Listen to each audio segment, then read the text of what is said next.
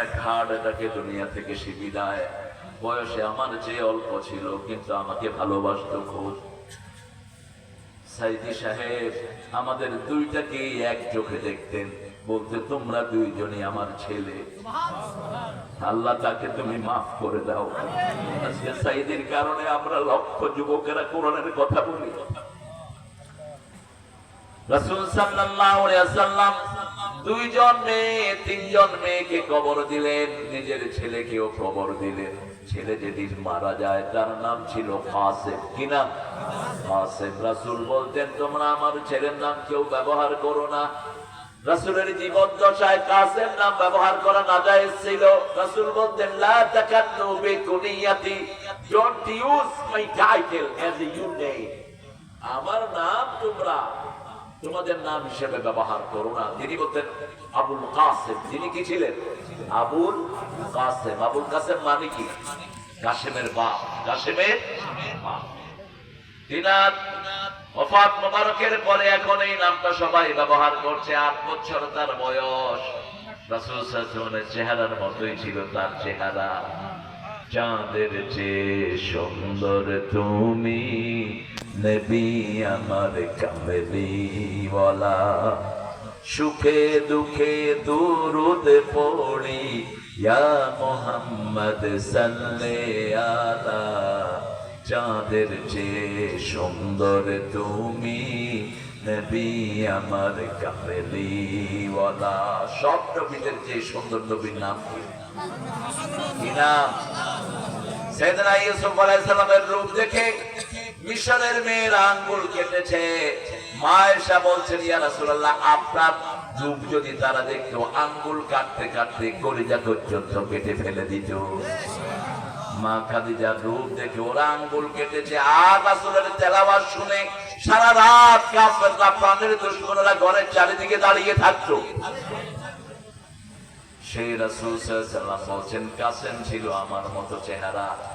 রাসূলের নাতি হুসাইন রাদিয়াল্লাহু আনহুর চেহারা ছিল রাসূলের মতো। আবার রাসূল পেয়েছেন ইব্রাহিম আলাইহিস সালামের চেহারা। জাতির পিতা কে? জাতির পিতা ইব্রাহিম অমুক ছিল।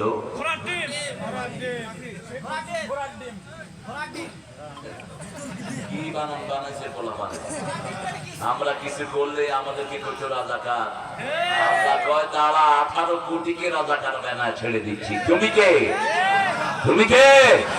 আমি কে? চেয়েছিলাম হয়ে গেছি।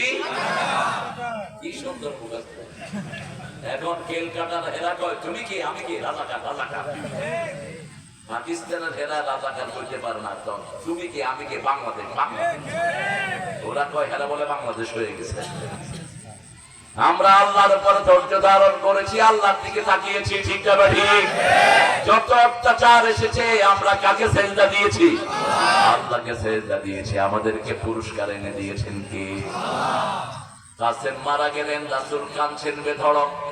কেন? রাসূলের 3টা ছেলেকে আল্লাহ নিয়ে গেলেন। সব বড় বড় নবীদের ছেলেও নবী হয়েছে। ঠিক না ঠিক? যেমন ইব্রাহিম আলাইহিস সালামের ছেলে ইসমাঈল ইসহাক নবী হয়েছেন কি হন নাই?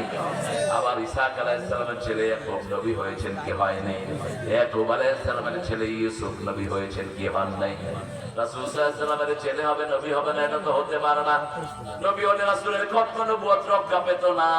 এই জন্য রাসূলের 3টা ছেলেকে বিদায় করে দিয়েছেন কে? কাসেম যখন মারা গেল, কারো মৃত্যুতে আপনি আলহামদুলিল্লাহ পড়বেন না, খবরদার। কারো মৃত্যুতে আপনি আনন্দ করবেন না, এটা নিষেধ।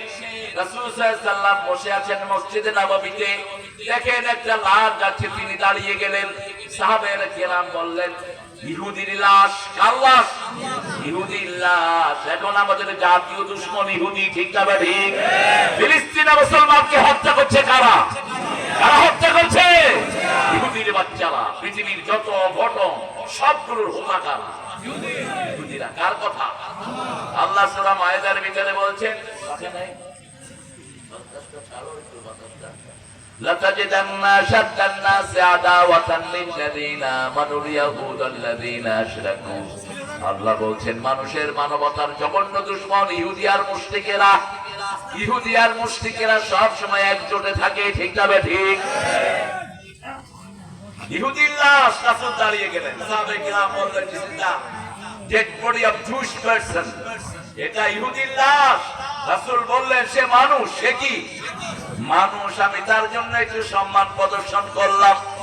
যে কোনো মানুষের মৃত্যুতে আমরা কখনো খুশি হব না, কারণ যার মারা যায় সে বুঝে কত ব্যথা লাগে, ঠিক না বেঠিক?"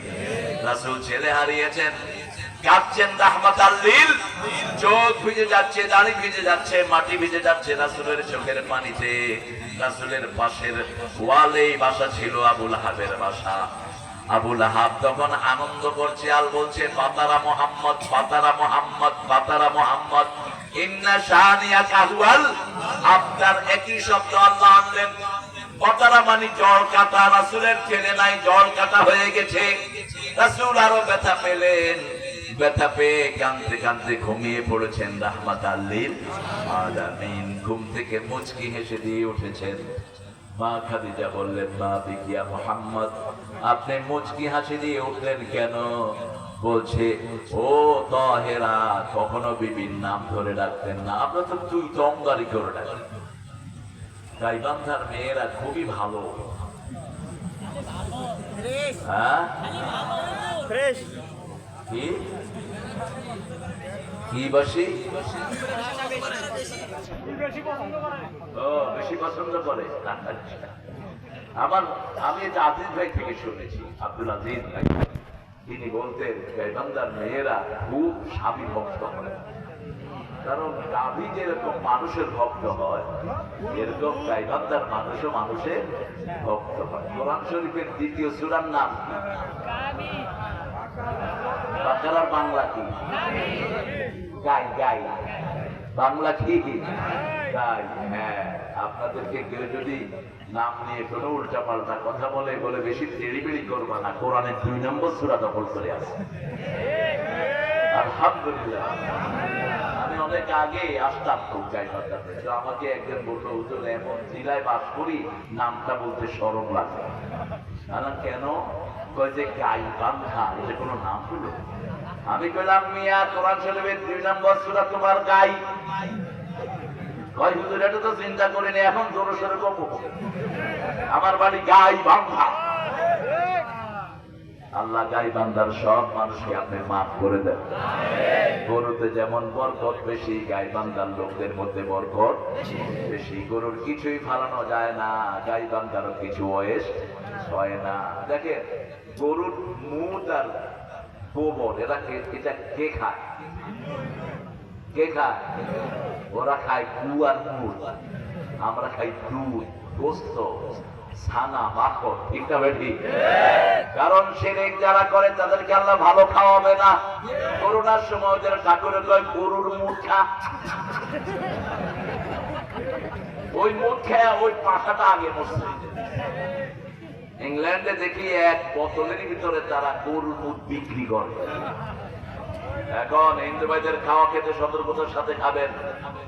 এরা ওদের ভগবানের মুখ দেয় জিনিসে, গোস্ততেও দেয়, এরপরে মিষ্টিতেও জিজ্ঞেস করে খাবে। আমি এক জায়গা থেকে মিষ্টি নিতাম, বললাম যে, "তোমার মিষ্টি তো খুব স্বাদ, তোমার নাম কি?" বলছে, "স্যার, আমার নাম তো শ্যামল।"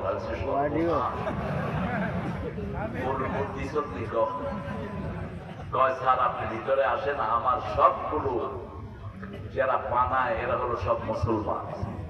ভিতরে ঢুকলাম, কয়, "আসসালামু আলাইকুম ওয়া রাহমাতুল্লাহি ওয়া বারাকাতুহু।" আমি বললাম, "তোমরা মুসলমান?" কয়, "হ্যাঁ, 5 ওয়াক্ত নামাজ পড়ি হুজুর।"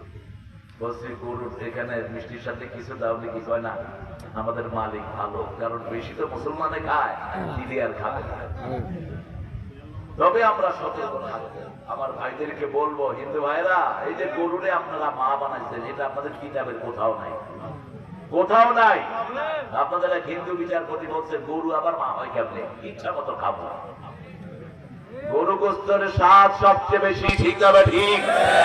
পৃথিবীতে সবচেয়ে স্বাদের গোস্ত কোন প্রাণীর? গরু। এই জন্য রাসূল বলছেন, গরুর গোস্ত খাবা কম, দুধ খাবা বেশি। গরুর গোস্তের ভিতরে রোগ, দুধের ভিতরে সেই রোগের ঔষধ। একটার ভিতরে রোগ, আরেকটার ভিতরে ঔষধ দান করেছেন কে? আল্লাহ দান করে দিয়েছেন। সেই জন্য আমরা আল্লাহর পদ্ধতিতে যদি চলি আমাদের